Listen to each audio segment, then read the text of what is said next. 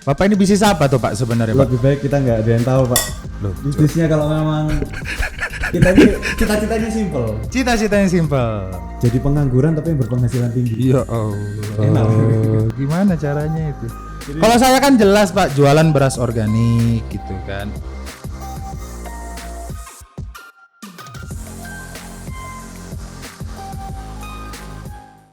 Assalamualaikum warahmatullahi wabarakatuh. Waalaikumsalam warahmatullahi wabarakatuh. Perkenalkan, nama saya Ahmed Tesario dan kita sekarang berada di Birahi Channel. Channel yang bisa membuat hasrat Anda meningkat dan tidak memperdulikan hidup Anda lagi. Nah, kali ini kita kedatangan salah satu tokoh di Surabaya yang bisa dibilang berpengaruh tapi di belakang panggung nih. Anak bapaknya nih. Nah, tapi sebelum itu saya pengen bacain beberapa strike fact. Channel ini dibuat agar teman-teman bisa lebih tahu mengenai Surabaya dan siapa aja pelaku-pelaku yang ada di Surabaya. Strike fact pertama dari tokoh satu ini bernama Mas Ali Afandi, biasa dipanggil Mas Andi. Yaitu yang pertama, pernah rugi dalam investasi dan sering investasi ke anak muda yang pengen memulai bisnis. Itu yang pertama. Yang kedua, punya istri yang bertempat tinggal di negara lain, terus beda umurnya 10 tahun, terus punya anak, tapi tidak ditengok-tengok ini anaknya nih, kayaknya lagi kangen-kangenan. Dan yang ketiga, salut dengan penanganan COVID di Australia, dan kayaknya penanganan COVID di Indonesia tidak disetujui oleh beliau penanganannya seperti ini. Langsung aja, ini dia Mas Ali Afandi, teman saya tercinta. Waalaikumsalam. Apa kabar bos? Baik, aku jangan nyangka settingannya ternyata seperti ini. Di podcast Iya. Spotify kan. Kalau seperti itu kan tidak layak takutnya. Wah, ini layak banget ini. Nah, makanya pertanyaan pertama nih, kita pengen langsung masuk bahwa Mas Andi ini kan pengusaha, ya kan? Dan sekarang itu statusnya tuh pengusaha seluruh Surabaya nih. Benar nggak? Pelayan. Pelayan. Podcast Surabaya. Kalau misalkan organisasi, pengusaha, ketuanya kan berarti bosnya dong. Yang enggak lah, yang melayani bos Tesa. Iya. Kita ini diperintah aja Pak. Iya. Kita dikasih amanah gitu, jadi ya siap melayani lah. Nah, bener nggak? Rupanya sering melakukan investasi terus sering gagal juga gitu. Ya kalau dikatain sering enggak ya 50-50 lah. Kita harus optimis juga. Ada yang berhasil tapi ada juga yang gagal. Tapi kebetulan lebih banyak probabilitas digagalnya. Kenapa itu? Pertanyaannya kenapa? Menarik. Jadi mungkin karena saya orangnya gampang percaya. Oh, gampang percaya ya? Gampang dibohongin. Oh, gampang dibohongin. Gampang Nanti. percaya ngelihat orang ini baik, tapi karena mungkin ada beberapa faktor, dari faktor eksternal sampai internal. Internal mungkin dari karakter, kepribadian, tapi mostly memang kegagalan dari eksternal. Oh, dari eksternal. Ya kegagalan kayak siapa yang nyangka COVID, habis gitu siapa yang nyangka Betul. ternyata di project tersebut banyak tangan-tangan yang campur ikut turut serta. Jadi membuat proyek itu tidak lancar dan lain sebagainya. Bentuknya project atau memang invest di bisnis? Project itu gini, jadi selama ini kan kalau kita mengatakan proyek itu selalu dikatakan infrastruktur dan lain sebagainya. Proyek itu termasuk pengembangan iPhone, pengembangan produk, termasuk kalian membuat suatu event, itu kan project semua. Betul. Jadi kita ngadain suatu investasi itu sebagai project, karena ada masa investasi pada saat kita chip in, ada pada saat kita exit.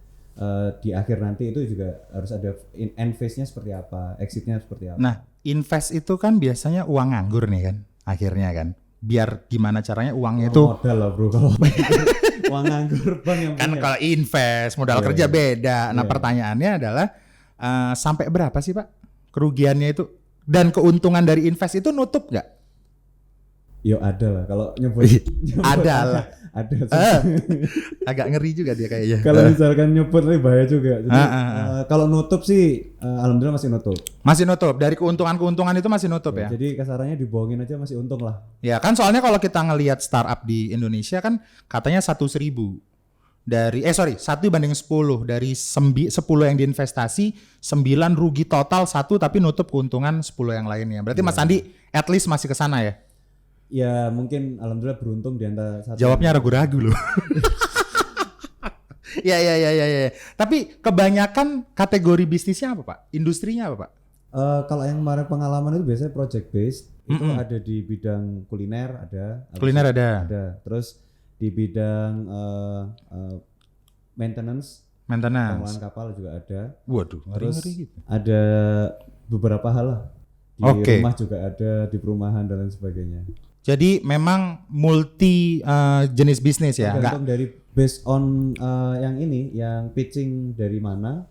Bahkan kemarin sempat discuss sama, ya termasuk sama kamu kan pernah ngomong waktu Iya, pernah acara ngobrol. kemarin. Oh ini kayaknya menarik nih berkali kembang, tapi kita saking sibuknya masing-masing belum. Betul, akhirnya belum jodoh. Iya. Nah, pertanyaan selanjutnya adalah banyak yang memang masih belum tahu Ketua Kadin Surabaya ini bisnisnya apa tuh Pak?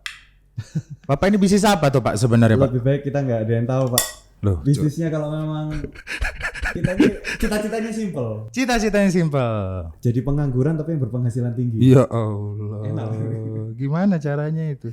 Jadi- Kalau saya kan jelas Pak, jualan beras organik gitu kan, punya studio podcast gitu. Ya memang kalau ditanya Yang paling main. kalau itu pasti AMP, Asphalt Fixing Plan. Kita bangun jalan Siratul Mustaqim, Pak.